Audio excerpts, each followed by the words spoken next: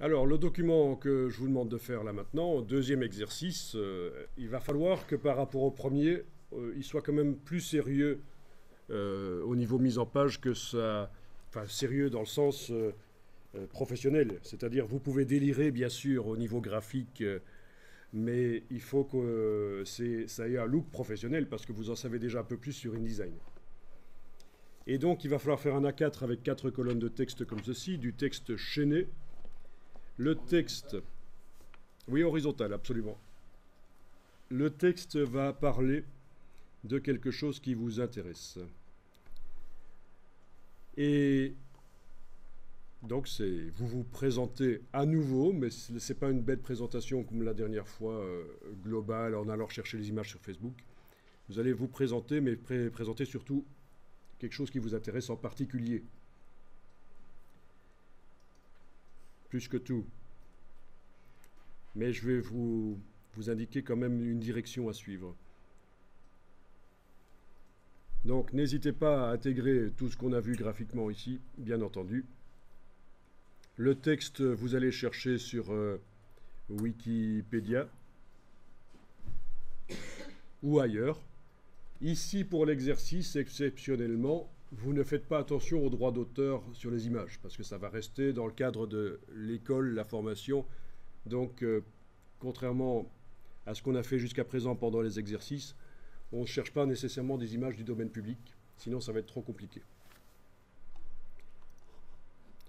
Vous allez donc faire un document qui va faire quand même minimum 12 pages, quoi, hein, mais c'est pas difficile, avec les images, le texte que vous ne devez pas écrire vous-même.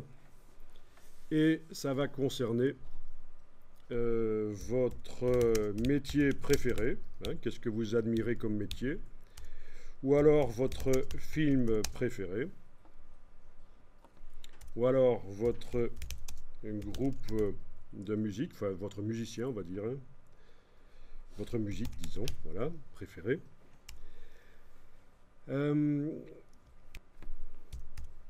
Votre lieu de vacances.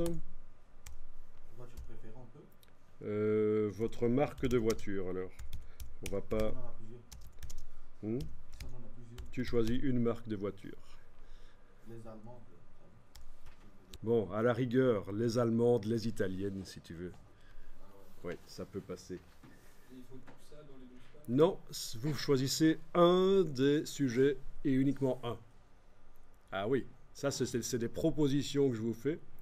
Vous ne devez pas faire un document qui contient à la fois la musique et les voitures ou des choses comme ça. C'est juste soit la musique, soit le film, soit le lieu de vacances. Est-ce que vous avez d'autres choses qui vous traversent la tête? Parce que c'est possible de modifier et d'ajouter des choses. Ouais, ouais, votre hobby, votre sport.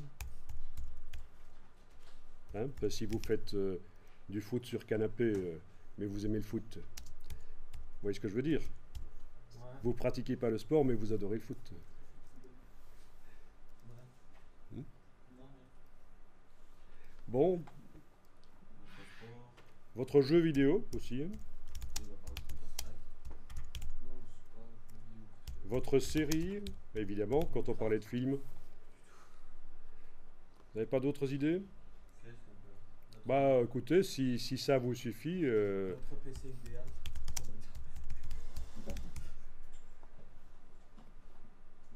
votre, votre marque de vêtements, votre marque de... Voilà. C'est ouvert, hein? Pour les films, si on fait une trilogie, Oui, si vous faites une trilogie, ça va, hein. Bien sûr. Stargate. Ici, c'est 4 colonnes, mais vous avez vu qu'on peut très, très facilement supprimer les colonnes. Oui, au fait, j'ai pas montré, il y en a peut-être qui n'ont pas compris comment on supprime des colonnes.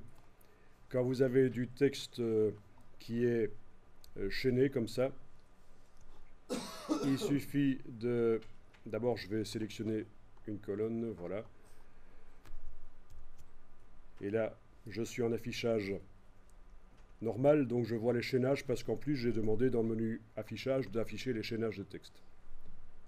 Dans CS4, affichage, afficher le chaînage de texte. Dans les versions suivantes, affichage, extra, afficher le chaînage de texte. Et donc, si je sélectionne une colonne, par exemple celle-là, et que j'enfonce la touche suppression, voilà, OK, eh bien, cette colonne-là rejoint la troisième, donc il n'y a pas de texte qui a disparu. Le texte s'est mis, c'est redistribué. Et à cet endroit-là, je vais pouvoir aller mettre une image. N'oubliez pas que vous avez un calque spécial pour les images, ce sera plus facile pour vous. Alors, un truc avec le texte qui vient de Wikipédia. Je vais demander ici, menu texte, afficher les caractères masqués. En étant en affichage normal, vous voyez ce qui se passe?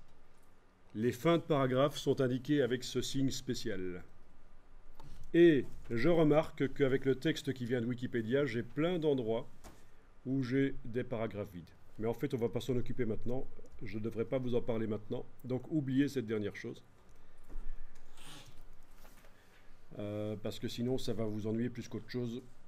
Gardez le texte tel qu'il arrive, pour l'instant. Les travaux que vous allez faire, là, je vais les récupérer. Et je vais les ouvrir dans mon InDesign. Et on en parlera ensemble. Je vais un peu analyser comment vous avez fait les choses, quels sont les points positifs, quels sont les points négatifs. Pour récupérer, je vous expliquerai comment vous allez me le transférer. On va utiliser un système qui s'appelle l'assemblage, menu fichier assemblage, qui va en fait réunir dans un dossier tout ce que vous avez fait. Et les ressources aussi, les images, les polices, etc. Donc, ne stressez pas, vous avez le temps de faire ça. Vous m'appelez absolument si vous avez une question insoluble, si vous n'arrivez pas à résoudre un problème qui survient, vous m'appelez.